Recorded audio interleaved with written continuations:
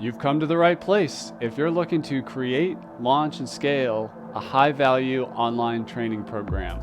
I'm your guide, Chris Badgett. I'm the co-founder of LifterLMS, the most powerful learning management system for WordPress. Stay to the end. I've got something special for you. Enjoy the show. Hello and welcome back to another episode of LMS Cast. I'm joined by a very special guest. He's a friend. He is co-owner of LifterLMS with his wife, Kim. He's the co-founder of Paid Memberships Pro. We're going to have an awesome conversation today. I know Jason really well. I think the world of the guy, and I'm excited for you to listen in to our conversation. Welcome to the show, Jason. Thank you, Chris. I'm happy to be here. I don't know why it's taken so long to get on this podcast, but hopefully this breaks the seal and I can be like your most frequent guest. That would be fun. That would be fun. Jason and I have toyed around about starting a separate podcast, by the way. And so we want to hear what you think about this episode. But getting into it, for those that don't know you, at the beginning of 2023, you and your wife, Kim Coleman, joined LifterLMS as owners. You've been helping in the business. If you out there listening or watching is a user of LifterLMS and you've seen a lot of the great innovation and stuff that's been happening over the past couple of years, Jason and Kim have been a huge part of that. But I know Jason from back in the day when I first started using WordPress and I needed a membership plugin and I installed Paid Memberships Pro, which they created. So give us the high-level story of Paid Memberships Pro, where that started and what year it was and how that began. Yeah, totally. So you've mentioned Kim a couple times, and it's really Kim and I are married, but also business partners and been in business together since like 2006 or so. We started out as consultants building anything, lots of prototypes in the Web 2.0 era. And then we slowly focused on WordPress and then focused on e-commerce and then focused on membership sites. And we back in like 2010 or 11, we had 4 customers that needed membership functionality. Excuse me. And we didn't like, the plugin options that were there. We also saw how, building open source tools and making your code available and inviting other people to contribute and share and hosting your plugin on the WordPress.org repository, that was a way to kind of, get more exposure for the software and more people involved. So we build a membership plugin for our 4 customers and open sourced it around 2012. Sometime in 2016, we were able to switch from being like a consulting company with a plugin to like a plugin company that only sold support and updates and stuff around the plugin. So since 2016 till now, we've been growing kind of just slow and steady every year. And at this point, we're about 15 people on the Paid Memberships Pro side. And we all work remote, updating the plugin, maintaining it, taking care of our customers. One of the things I love about Jason is he's a very humble dude. And so I always find out things like, oh, wow, this guy's really good at investing, which we're going to talk about later. But back in the day, you had an investing blog and you had a wine blog. Gary Vaynerchuk. Tell us about that, your blogging era there. Yeah, that and it's turning out that that's kind of like a magic moment of the internet where when blogging was taking off, that people were interested in things, could write about it.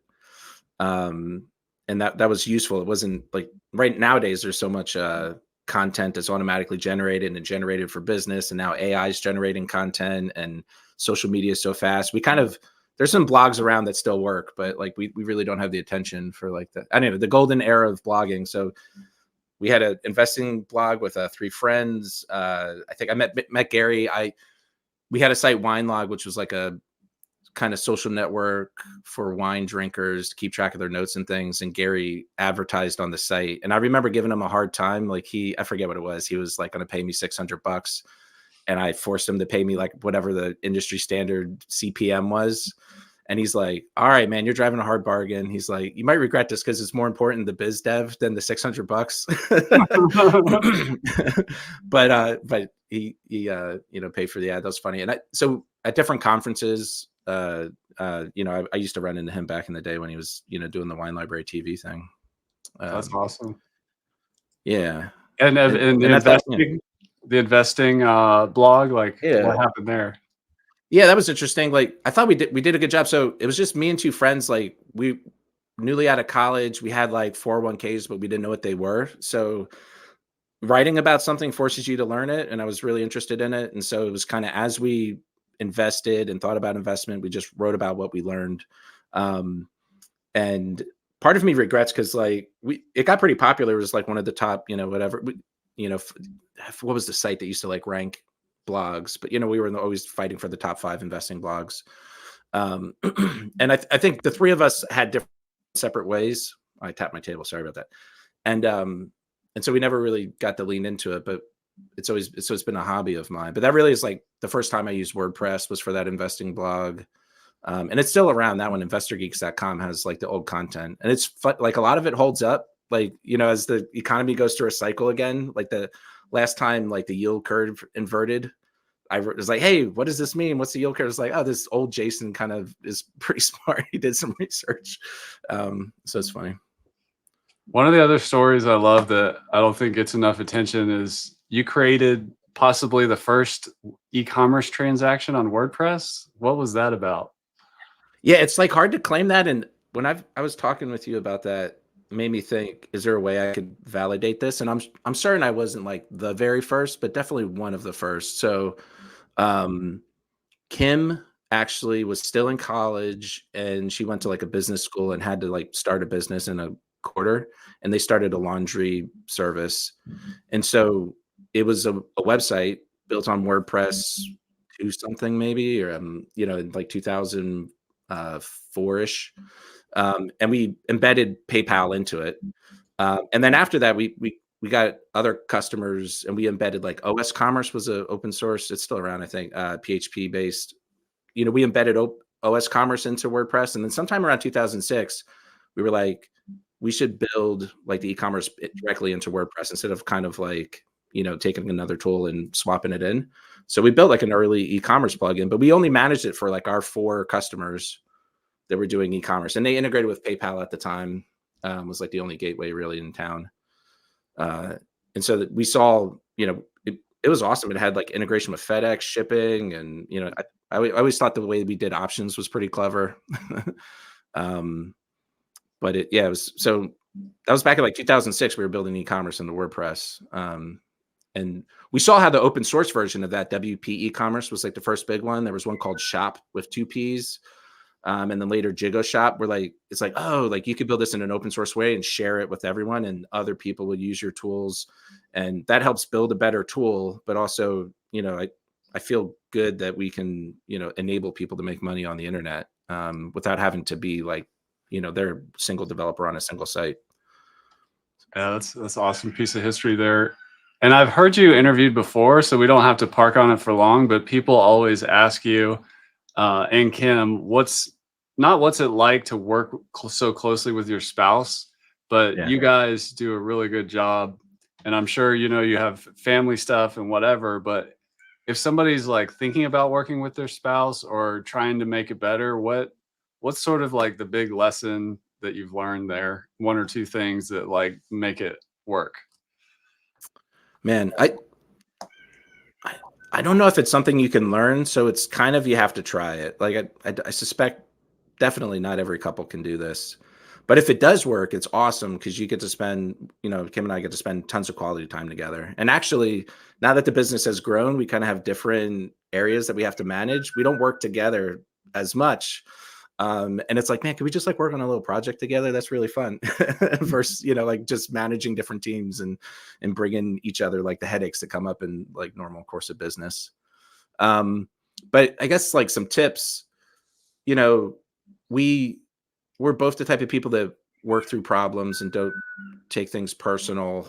And so we're kind of able to get heated, about work things, and then separate it as good as possible. It doesn't always, sometimes it bleeds over into the personal life. But we're good in general. So like outside of business, when there's conflict between Kim and I or things coming up, like we talk and communicate well and solve it. So that, you know what I mean? Like the fact, if you can manage that part of your relationship well together, that's like an indicator that you can manage those same kinds of issues in business.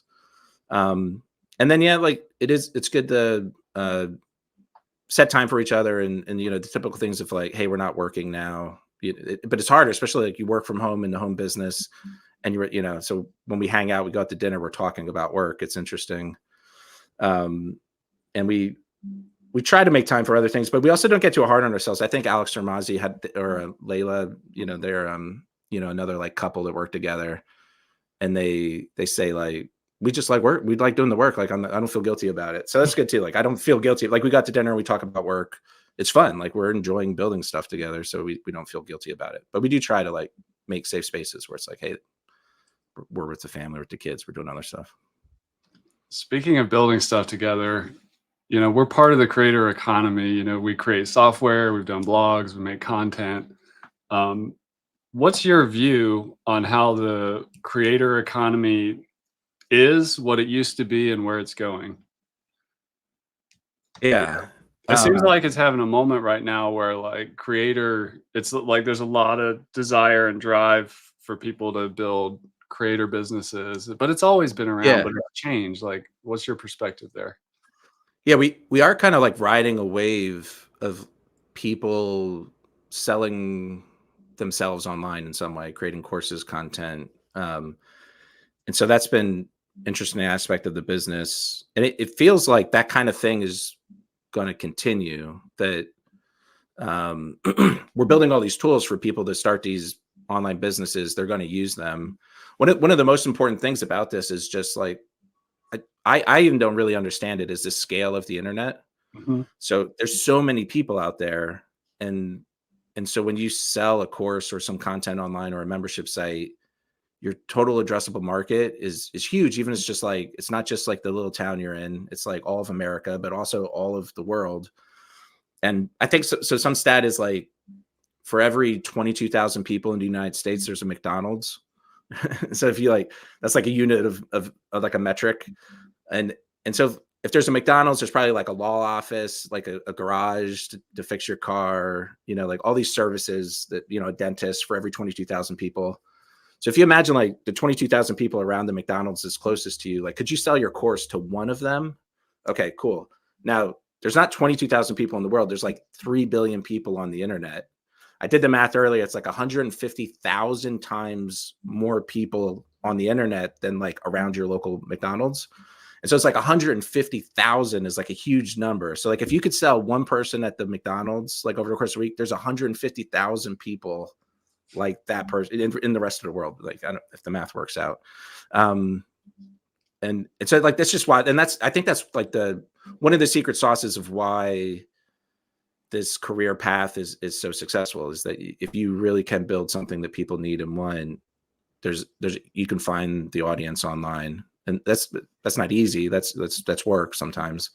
But if you do, there's tons of money to be made. And also like you're making a bigger impact. So like if you, are in the education space and you're teaching people, like it's very admirable to be a teacher at a school and you get like a classroom every year, 30 or so kids per year. But if you're teaching online and you can hit 150,000 people every year, that's just like a bigger impact. So I think that's why people are drawn to the space. One of the core missions of Paid Memberships Pro is helping people get paid. Yeah. Where did that mission come from? Like, I mean, I can see it in the thread of your story. Like, all right, I'm building e-commerce on WordPress and figuring that out and helping facilitate the money to go through. You built your own creator career, but what's the genesis of helping people get paid? I remember I was on a radio show in the Philly area, and the interviewer kept pressing me like, what did your parents teach you about business? And at first I was like, nothing, man. I'm self-made. Like they had nothing to do with it. I did this all myself. And I was like, I don't remember that. Was childhood. Like this is my adult life. Why are you keep pushing me back to my childhood? He's like, there's something in your childhood that did it. And so it forced me to reflect. And I was like, they're absolutely right that when I was a child, like my family had money problems. I came from like a middle class, maybe like lower middle class. And when my parents got slightly better jobs, like moved up a little bit, family and like money was tight. I saw money problems, and my dad would talk to me very openly about it. and he was optimistic about, like, he's like, you don't want to work in a factory like I do. You should, you know, be a doctor or a lawyer, or you could do more. Like, he opened my mind to like entrepreneurship, even though he didn't do it himself. He knew it was an opportunity. And so, like, as a child, he'd have these, you know, conversations with me, and he always encouraged it when we did it as kids. Like, we were selling newspapers on the side at school. We got in trouble because it was like an underground newspaper versus like the official school newspaper. And, you know, like selling candy to your friends and stuff. Like, I was always doing these entrepreneurial things, and my dad really, he saw that like that was a path. And so it instilled in me that, like, if you have money problems, you actually can address them. You can take control of them. And I kind of took that in my childhood. And whenever, you know, it's like, you got to get to college, and you need, how do you get scholarships for this? It's like, figure it out. You want to get a car. So and so I saw the flip side of that, both like the people who don't have money, and then people also who feel like they don't have the power to do anything about it. Like, they feel victimized by it. So I was like, oh, like, it feels good to build these tools to help people get paid, and then also like teach them how to use them so that they can, you know, take care of themselves. And also like associations and charities that use our tools, you know, collectively use the money to do good in the world that, you know, that they want to do. Speaking of building tools, why open source? Like, why is that important to you as a engineer and entrepreneur? Yeah. So part of that was that story of when we had basically a closed source solution for our 4 customers. They were the only ones who could use it. So I see it as a way of making it public and available for others to use. And then I also feel like it makes the best software. The more people who use it, the more people who get involved, the more kind of incentive and motivation it is for a random consultant implementing it for one customer, like finds the bug and helps you patch it. And so it seems like the way to make the best software. And then I think there's also like this kind of like business model or like the business model aspect of it, of giving it away for free and just charging for the services. For some reason, it bothers me, like when a business model feels like a toll. And I think I developed this like watching like the MP3s, Napster music industry phenomenon. There's a version of that going on with like AI content too, where like the technology is moving in a direction, and it's kind of like, get on board, or like, you know, there's like a physics of it, of like, you know, information is free. And like the cost to, you know, clone an MP3 and give it away is free. So it kind of like has to happen. Like, people want it for free and they don't want to pay for it. And you set up a toll.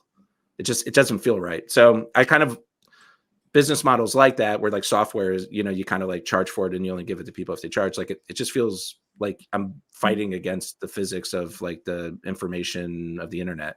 And so I'm more inclined to like, hey, give it away for free, and then find ways to build businesses on top of that, you know, get people using it. And then if I'm helping people make money and saving time and stuff, like, I'll find ways to make money, you know, business on top of that. You're probably one of the biggest champions of open source I know. And in some ways, you take the challenge to be even more open source than WordPress itself. What does that look like to you? How do you think about that? Like, how can we be even more open source? Yeah, I mean, like, one kind of specific way is that the code that we write, we make all of it publicly available on GitHub. There's some internal tools that aren't, and sometimes when we're starting a new project, we keep it private for a little bit until it's ready to go. But otherwise, like, you know, there's 198 repositories or so, Stranger Studios. Every line of code is on GitHub, so people can, you know, interact with it, but also use it. Like, it's easy to, like, you download the zip file, you install it and run it. Like, there's no kind of complication. There's no service required to get it running. You know, the same exact plugin that you would get off WordPress.org, or if you come to our site and give us money or go to GitHub, it's like the same exact plugin. And so, I mean, as a developer myself, that just enables so many things. Like, weekly, I'm working on something. I mean, just today was kind of, or I was building something, and I know that this other company has a similar thing, and I'm like, I wish I could just look at that code and see how they do it. And I know I can get it. I can go to like, you know, find someone who has it or buy it from them, or GPL Vault. It's like weird that I have to go through these hoops to gain access to the code. because what we're going to end up doing is building a better thing. So I don't want that friction on our software either. So like putting the code away for free. And I feel like when Automatic bought WooCommerce a few years ago, I know WooCommerce had closed repositories for their plugins, and at that time, most of the WordPress plugin type stuff Automatic did was on .org and open. And so I was like, what's going to happen here? Will like the Automatic influence over WooCommerce and their plugins will get open, or will, the WooCommerce kind of business aspect charging for software influence Automatic? And I think the latter happened. Like the extensions, and as I'm talking about this, I'm not judging. I'm just kind of like saying what I see out there, because there's very valid reasons for doing things the way that they do. They have business relationships with like all the developers who made those extensions, and they feel that keeping the code hidden will drive more revenue. What I'd like to do, and naturally Lifter could be an example of this, like also has kind of extensions that aren't fully open on GitHub, is like we can test that, because I saw it with our own plugins that it doesn't seem to have an impact on revenue. With some of the Sandhills stuff that they did before the Automotive acquisition, I think they've had repositories that went from private to public, I believe, or either the other direction, and like they didn't see any change in sales. And so I think we can kind of make money off, other things than, just keeping people from using the tool. And I also, it's like we're motivated to get people to use the tool. Like if someone uses our plugin and makes money off it and I'm not involved, like I'm like, that's great. Like that's actually the goal, is like I'm doing well, we'll do well enough, we'll make enough money to maintain the plugin.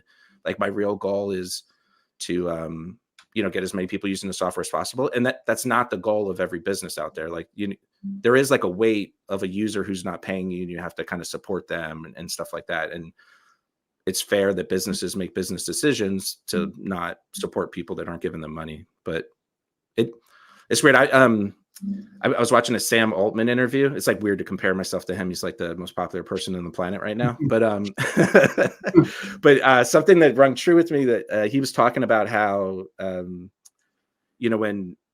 they did some kind of reformation of OpenAI, he didn't take any equity in the business, and people were like, "Why not?" He's like, "I'm already a billionaire. I don't need any more money." And they're like, "But so why are you doing this?" He's like, "I want to build AGI and give it to humanity."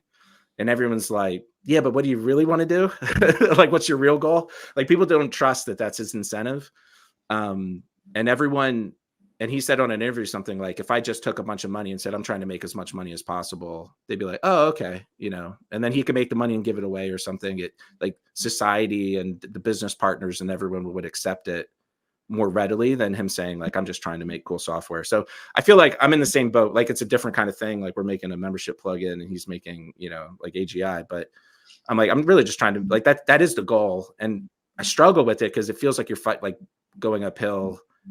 It's like, it's similar to that, like the physics of the information. I'm trying to like go with that wave, but there's this like capitalism saying like, nah, man, like people understand when you're asking for money.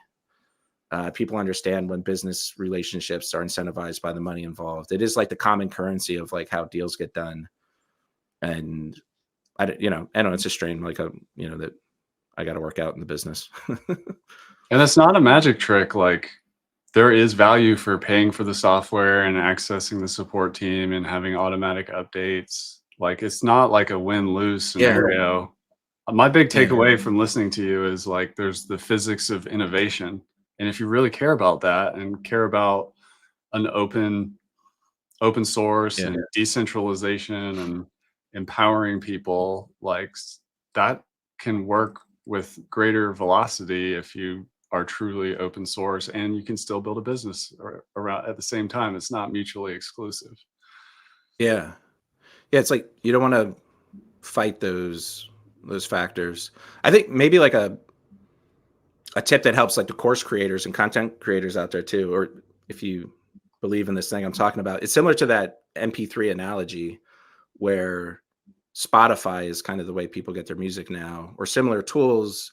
And it's all about the easing the delivery. Like they I'm grasping at the words here, but it's not the actual music that they deliver. It's the ease of use. They make it easier. They package it better. They bring it to all the devices where you want it. You know, they make it as fast as possible, all that stuff.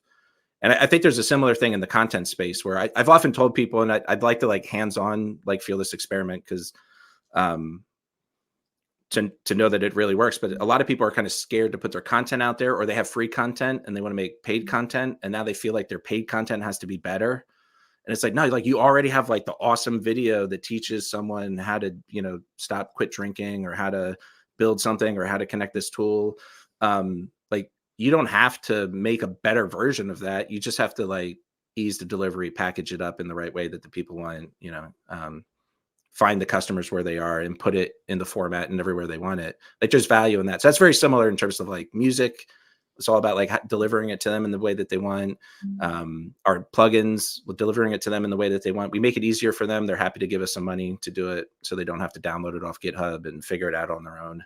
And, you know, the course content that we give them, they can find the same stuff in YouTube or ask ChatGPT, but if we deliver it exactly where they want it in the format that best, you know, works for them. And also like, maybe like we segue to the AI conversation, like with the human touch, you know, people, you can ask ChatGPT about things and it's getting more and more knowledgeable and smarter and able to browse the web and figure things out and reason. But people still like learning certain things in particular from other humans. And they like chatting. I think like communities becoming more popular. That's a thing that you putting these people with like interests in the same chat room to talk with each other and facilitating that is like, that's something that, you know, that's valuable, that people are willing to pay for it, and it can't kind of be automated yet, but maybe that's an opportunity to automate it. But yeah, you have a lot of experimentation with AI and have studied it and language models and all this, and you're definitely on the, you know, front end of all that stuff. How can course creators, people building coaching programs, membership sites, you know, just building websites in general, what are some of your principles around AI and where it's going for the creator? Yeah, for myself, I'm trying to like have an AI first mentality when I'm solving problems or doing work, where I might like struggle through a first draft on my own. And I'm like, man, the AI is really good at taking my notes and turn it into a first draft. Like take my notes, turn it into a first draft. And so that's one too, is like, if you really embrace the tools and use them, it can speed up a lot of things, and it can get you over these like creative humps that you have. And it's very similar. It's kind of like writing in particular, but there's analogies to video production and other things. It's easier to like make a bad first draft and then go into edit mode and edit it. And so like using the AI it's like good at both those things in different ways. It's kind of like it can help you get that bad first draft more quickly, and it can also help you with the editing. So like embracing the tools is good. I do think like in terms of the type of content the creators are making, AI is going to have an influence. So in the short term, there's going to be this phase where like humans plus AI will make better content than AI alone, or humans alone even. And that's similar to what happens in like chess and poker and other places where like computers got really good at playing those games. Like if you think of course creation as a game, like the computer's getting good at it. I don't know how long that phase is going to be, but say it's like 5 years, you got to like, so embrace the tools and try to use them. You'll be able to make better stuff than without it. But again, like back on like the type of content, I think there was a kind of content that was mostly informational. It was kind of like how to pass a test, and the language models kind of have a lot of this even built in, or they can figure it out. They find it, and I think they're only going to get better. Like it's just like the MP3 world. Like the data's out there. Even if the LLM in some ways is going to like consume someone else's old course, regurgitate it, like you kind of can't stop that from happening. Like the information. So courses that were informational, I would fade those. They seem less useful because people are going to have these answers, like really good versions of the answers at their fingertips. But there's other kinds of courses, like I said, like community type stuff, bringing humans together, stuff that's like IRL in the real world. You know, almost like, you know, what are the best places to eat in Paris? is like a better course maybe in the future than like, you know, how to pass XYZ test. Because people want a human to answer. I mean, obviously the LLMs can't eat yet, but like people, they can aggregate reviews, I guess. But like people, even if you could get like the aggregated reviews and you get like the human aspect, like people want that content from a human. So I think like ask that question: what kinds of content, what kinds of interactions do people want to do with a human? I think like art is big. So like even though the generative models are good at writing, they're good at painting and making images and stuff, there's something like human about art that like it like it devalues the art when you can just ask the computer to generate a painting and you're like, you know, I've seen this and I felt it. Other people probably interact with these tools. They're like, yeah, so what? Big deal. And you're like, so you're not amazed by like the awesome, you know, painting of a dragon in space and like neon colors. But like art, like the story of the art, the connection to humanity, the connection to your own story, like all that stuff is real, and you can't, you know, you can't make it's not artificial. You can't make it. So that kind of stuff will have value. So I think like communities, stuff that's in real life, stuff related to art, people are going to value like learning about that stuff from humans. What's your take as an engineer and a developer with AI? Like, if you're, let's say, customizing, you want to write a custom plugin for Paid Memberships Pro or LifterLMS, and you're not a developer, can AI do that? Maybe not now, maybe in the future. Like, how do you use AI as a developer, and where do you see it going? Yeah, it feels like the tools now are really good for experts and also good for training, but like a little dangerous in the tools in the hands of a beginner.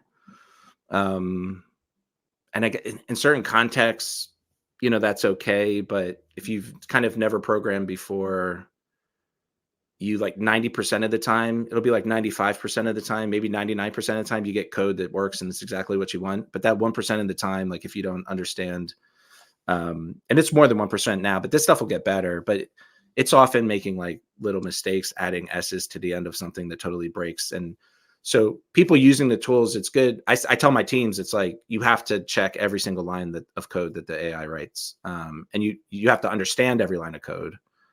So it speeds up the process, especially for like some like tedious things. You know, that when you're programming, there's kind of like tedious things that you do, and the AI is just like, here's a pattern, you know, and then you similar to like writing content, it helps you get over that hump. You know, it gives you bad code and then you fix it up. It's really good at like if you know how to, so if you know how to program one language, it's really good to help you learn another language. And so that's good. Like when the world is changing and it's like, hey, old timer, now learn React, you know, it's like, shoot.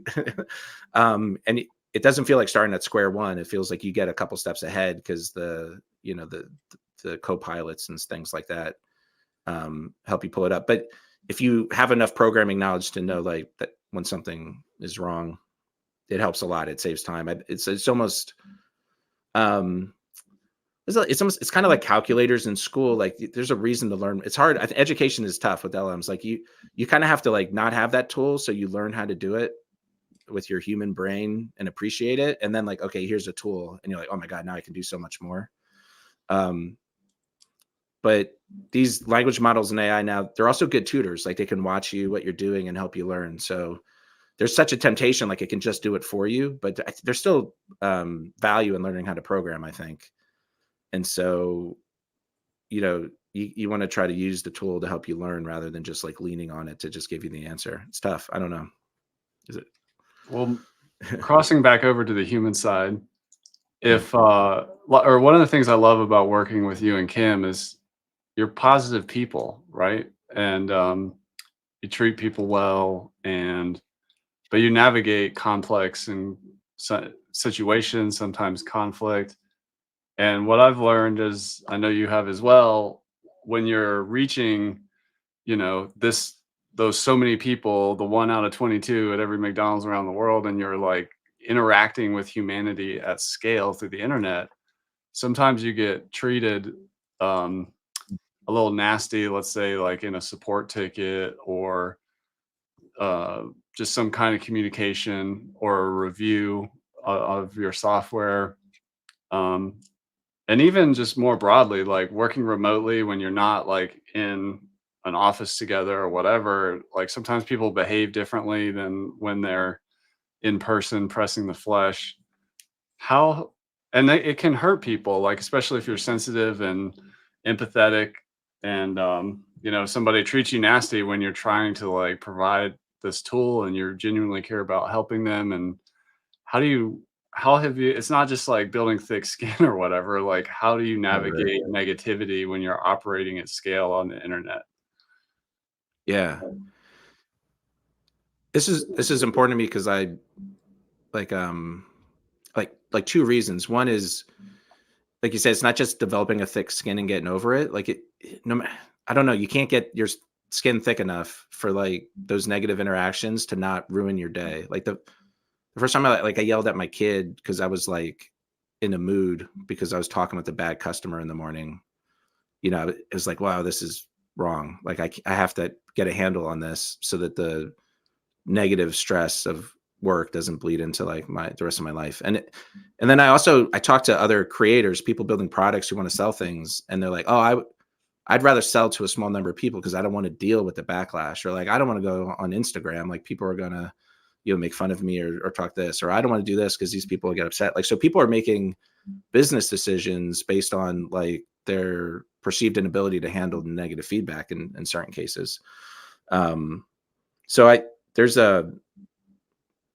I'll talk about this. I have a blog post called "Dealing with Haters" on the Paid Memberships Pro blog. So if you search for that, you might find it, and it kind of lays out a lot of this stuff. But there's some things like you can do some things to prevent it. So if you have a all money guarantee, like give them their money back and get them away from you as soon as possible, like that can like diffuse it so you don't even have to deal with it. You can process your refunds quickly.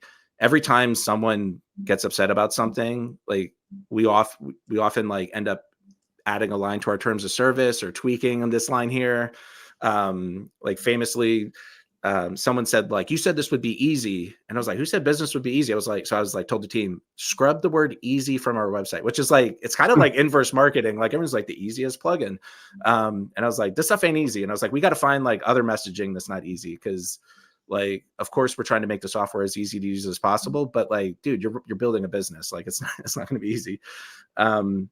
So yeah, like managing expectations helps, but you can't avoid it because like if you go from 30, we went from consulting the products, and so we had like 30 customers a year maybe, and you could deal with it. And then actually like the way to deal with it's different. Like when you're in consulting, you go above and beyond, and someone's kind of getting out of line, you would just like find the time, pour it on them, over deliver, clear your conscience, and then kind of like stop working with them. But you really could like pour on the love and give them some good stuff to smooth it over.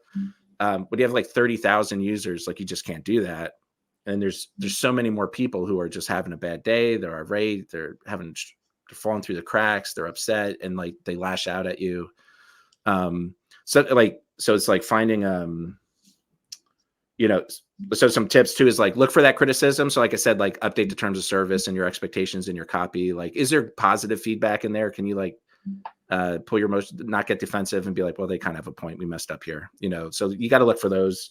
You can like, a trick I do is like you write a draft. So to get the energy out, someone calls you an asshole, try like delete the email address or whatever, so you don't accidentally send, or maybe copy it into a notepad and then type up like what you really want to say to this guy. A couple of those leaked out and got out when I've done that in the past, but usually I get it out of my system, and then you kind of like, okay, I got it off my chest. And I can kind of like try to respond to them in like a what's best for the business and them and everyone else kind of spectating sometimes in public forums on this stuff. I also like, just always reply professionally. Like you don't want to get involved. You don't want to like lead them on. There's a way like to isolate, like isolation, like that's like important in a number of ways. Like one is, like I said, to make sure that you're not like answering customer support like from your phone at the dinner table while your kids are around. Like, do it at a time when you have time before and after to transition.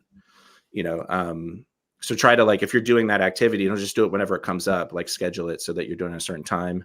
Also, like we get to hire folks to handle the support. And I always try to monitor this. I feel like I'm like putting them on the front lines of a war to like deal with this negative energy. Some people are just better at doing it, so they're okay. They're also like, they don't take it as personal. I assume they don't take it as personal because they're not invested in it like we are. Or sometimes they're literally saying like, Jason, you know, I want to punch Jason in the face. So if you're not Jason, like, and you read that, it hits different. So we got to take care of those people because they, you know, but you can kind of like hire people to insulate you from it. And then like, so you'll get the stress from these things. I think like also like I think I didn't say is like, you kind of, what I said, kind of, you can't avoid it. It's going to happen. And there's different people who have said versions of this, but like anything that's useful and beneficial to the world is going to have people who hate it and fight it. And you don't want to like, you want to listen to it as much as possible, but like, you know what I mean? Like you can't avoid it. So you have to deal with that stress. And like, I started meditating, you know, as a practice really helped a lot to kind of like separate and slow things down. So I'm not as responsive. You know, another tip then in isolation buddy system, having people help you. Another one is like engaging with happy customers. So we've done this like almost as a cleansing. You get a bunch of 1-star reviews and you kind of can, if you have access to your community through a newsletter or a Slack space, you can just be like, hey, like, do you all mind writing a positive review over at this place, you know, and just send them the link and you'll get a few, or like ask for feedback from your happy customers that, you know, like you, and you'll get some of that. So like, that'll help, you know, warm your heart and counterbalance the negativity bias that we have, you know, in dealing with these things. So many good tips. If we shift back to helping people get paid or just thinking about money in general, one of the things, just watching you operate over almost 2 decades, I guess, is that's 2 decades. You're in the long game. There's this thing with creator economy, like get rich quick, or if you're building software, you know, build it up and, you know, scale it and sell it as fast as possible. But you tend to, you've shown like long game chops, like playing the long game. What are your thoughts around, and I'm not saying that get rich quick is even a bad thing, or scaling and starting software, scaling it fast and selling it is a bad thing, but what's your take on the long game versus the short game when it comes to making money on the internet? Yeah. I think there's many paths. And so there are those other paths, but they're very shiny. So people are aware of them. And maybe it's not as shiny to just have a business that grows 20-25% per year for 20 years.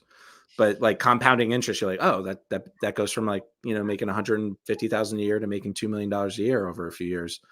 And so, I mean, part of just like my personality is like conservative with money in a sense. Like I didn't like taking loans or pushing, you know, for like huge wins in a sense. I kind of, we really just always, we have like an old spreadsheet when we did consulting that was, you know, how many customers, what's the average price, you know, how much money can we expect to make? And then the fun thing is like, we'll try to grow 25% per year, and you drag the Excel sheet down and then you're like, look at all the money we make. But the hard part of that, so that's easier, like, cool, the number moves and I like that target. The hard part then is like, it forces you to figure out, well, okay, how do we actually do that? How could we actually make 25% more money? We're either raising our prices, getting more customers, or selling more stuff to the same people. And that's kind of how we operated. And I guess we started there as a business. We were just kind of like, let's try to grow. How are we going to do it? And at some point it made sense to swap from like consulting the products. And maybe at this point in our life, we're kind of, we still set those growth targets, but we struggle with like, do we really need to grow? Cause we're, you know, doing well. But yeah, so maybe it's kind of just my personality. I think, yeah, like it's good to know it's an option. And there are returns in this. Like, I think I'm benefiting in ways, and I'll continue to benefit, that, you know, becoming an expert in the same thing and kind of driving home the point and working on the same thing over so long, like you become an asset to the world as long as that thing is useful still. And all the people who are kind of in it for the get quick rich kind of bounce in and out. And I think probably our plugins are in a phase where there's a lot of consolidation in the WordPress space. And this happens like in other spaces too, but like if we're well-run, profitable businesses that don't have these issues because we didn't like swing for the fences and waste a bunch of money, And so we can just like sit around, and as the competitors fall, we can hopefully we can pick them up, but we compete with these giant public companies that it's easier for them to pick up the pieces. So that's something I have to figure out. But yeah. So it's like sticking with it.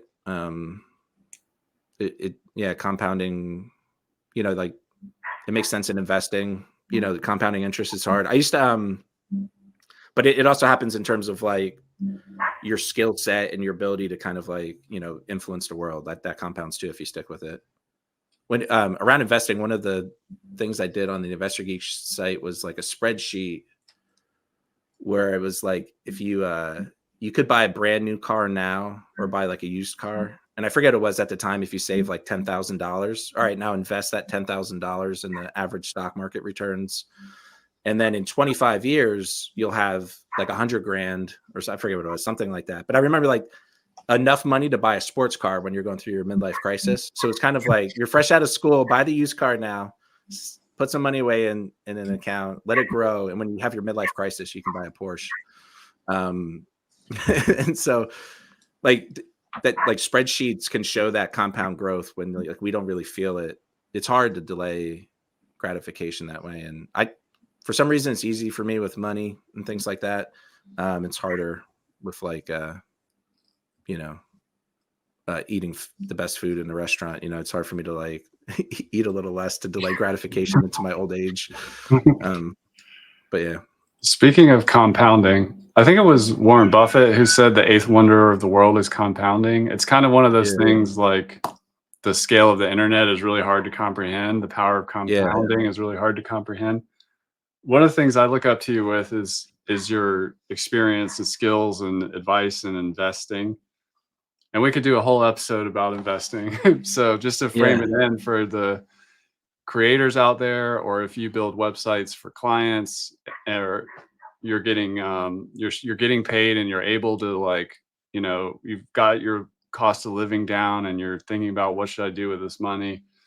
How do you think people that are kind of new to investing should think about getting in the game? And you can invest in your business, you can invest in yourself and your own education. There's stocks, real estate, crypto, collectibles. There's like all this stuff. And like, how would you advise like a newer person to investing to start making some smart moves? Man, maybe like, so a fun humble brag story to set the tone. Like, I guess people understand investing is important. But we've always like, we've kind of worked, Kim and I have kept our expenses lean and always have been like set targets to invest. So it was kind of, there was a time when it was like all the money went away. We went through that. And then we were lucky enough to have this skill set that we could sell. And we became, hey, we can like live and eat and do things. But then we operated lean so we could always save money. And so we've always been saving like 10 or 20% of our income over time, which is a lot. Not everyone can get there, but we kept that as like as a goal. And I made some good moves in Bitcoin and Netflix and Tesla and whatever.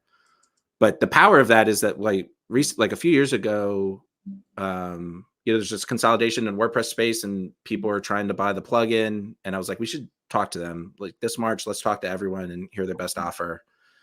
And they're making offers and they're like, dude, this could be life-changing money for you. This could be life-changing money for you. And I remember talking to Kim, I was like, what's your number that like you would need to like sell the business and get out? And she gave me a number and I was like, we already have that much money. Like we've invested well. Like, and so, but sure, it feels good to have a lot of money, but it was like, I have the freedom. I didn't have to sell my business to someone to make that money because I want to like send my kids through college or because I don't want to work. I have the free, like Kim and I have the freedom to choose to show up and do this instead of like being forced to. And that's partially due to like, saving, being disciplined about money, saving money and letting it compound over 15 years, but so that's it. It's kind of, you want to save, you want to get to that spot. Like if you have to spend all your money, like, cause you're only making enough to really like sustain yourself where you're living. You have to get there first. And then it's kind of like, you want a skill that the world values. You can parlay that into making money. So like, you want to set aside a big chunk. It helps to like do it first, like, have a separate savings account Like when the money comes to your checkings account, always put some into the savings account. That's the money to save. And there's a number of ways to do it. Like you should invest in your 401k or IRA. Most people should just invest in like total market funds, like the VTI, the NASDAQ funds, like technology. That's like maybe one tip if you want to be like a little risky is like put half your money in the QQQ. The NASDAQ has most of the tech companies. And if you're optimistic about technology like I am, like they should outperform, like they continue to outperform like they have in the past. But if you start picking stocks and things, I do that because it's fun. Like, and I realize it's in my wheelhouse, like, and especially the technology stuff that like I have an understanding of how it all interplays and the players and the companies and what they're doing. And so when I hear, Microsoft say we're going to make AI that will change the world, and Facebook says we're going to make AI that will change the world, I can kind of judge like who's really going to benefit from that. In other areas where I don't have domain expertise, like, like the energy sector or, in pharmaceuticals, they all say the same thing. And I was like, I can't pick which pharmaceutical company is going to outperform.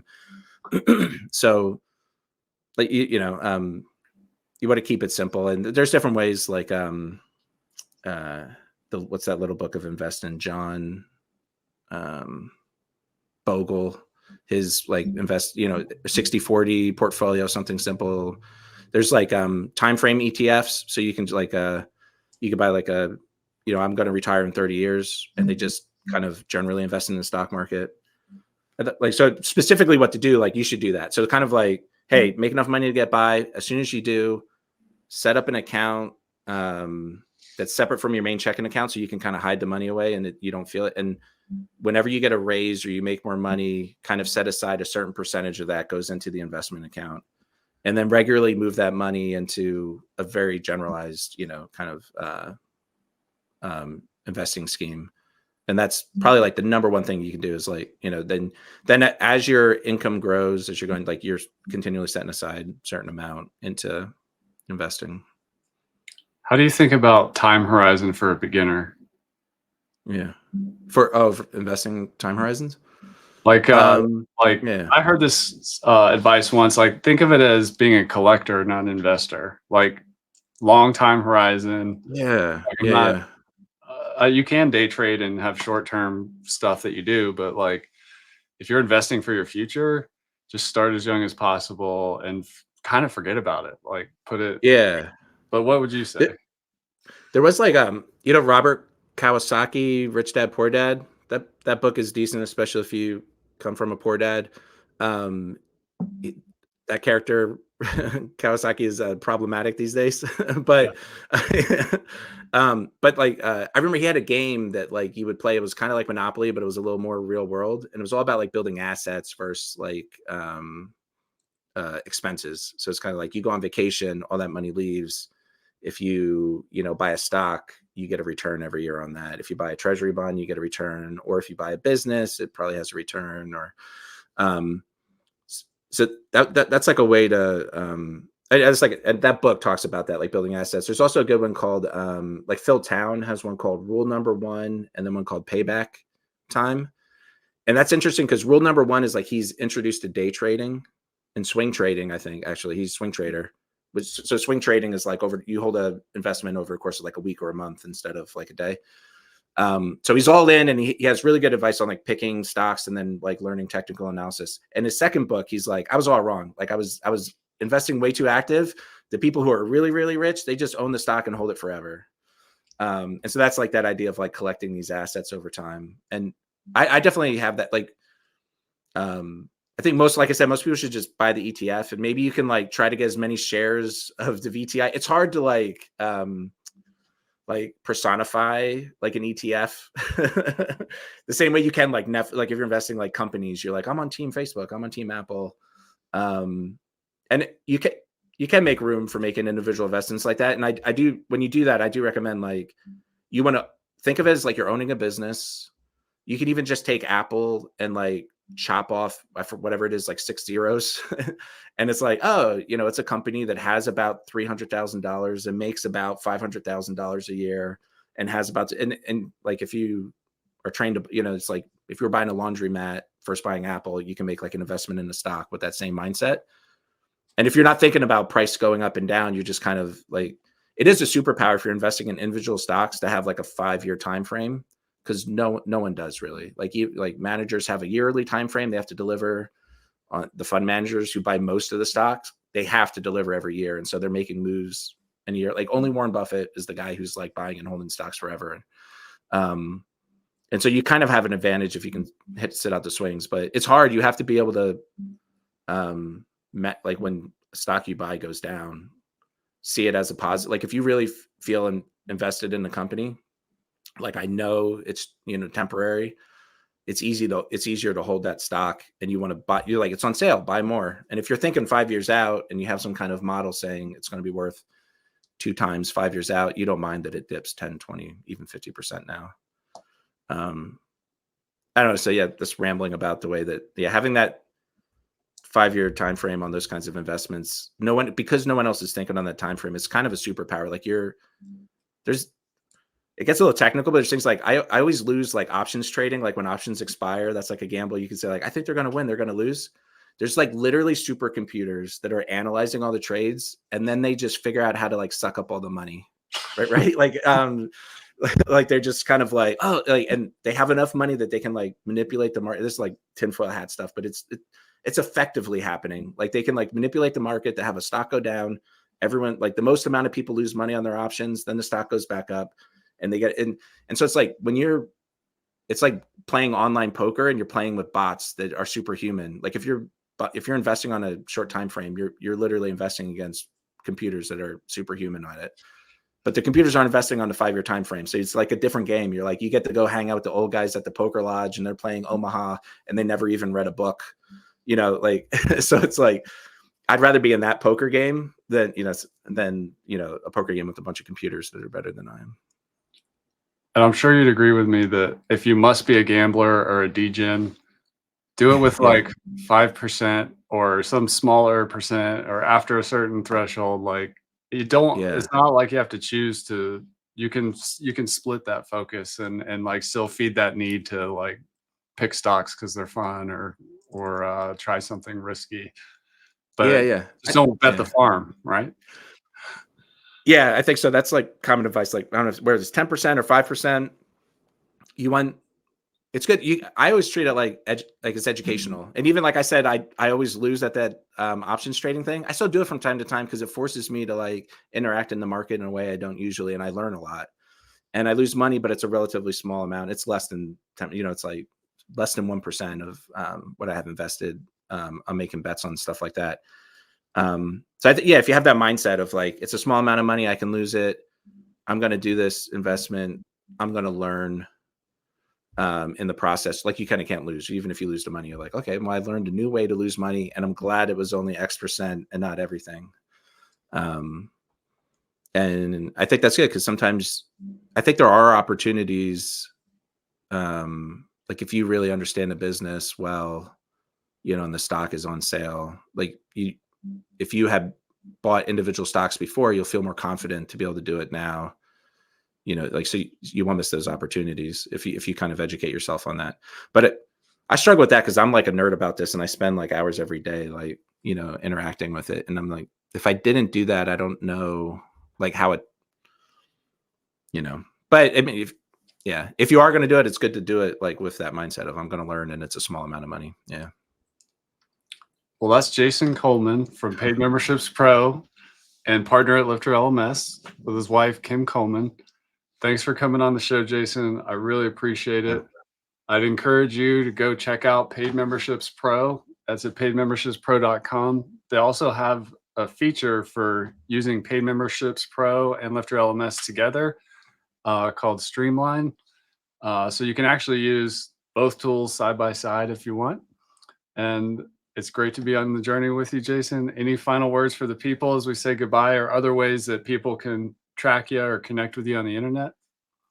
That's good. I am on X, Twitter, Jason_Coleman. So that's a decent way to follow my occasional posting and get in touch with me by DM or something there. Awesome. Well, thanks so much for coming on the show, and I look forward to doing it again with you sometime. All right. Thanks, Chris. Thanks, everyone. And that's a wrap for this episode of LMS Cast. Did you enjoy that episode? Tell your friends and be sure to subscribe so you don't miss the next episode. And I've got a gift for you over at LifterLMS.com/gift. Go to LifterLMS.com/gift. Keep learning, keep taking action, and I'll see you in the next episode.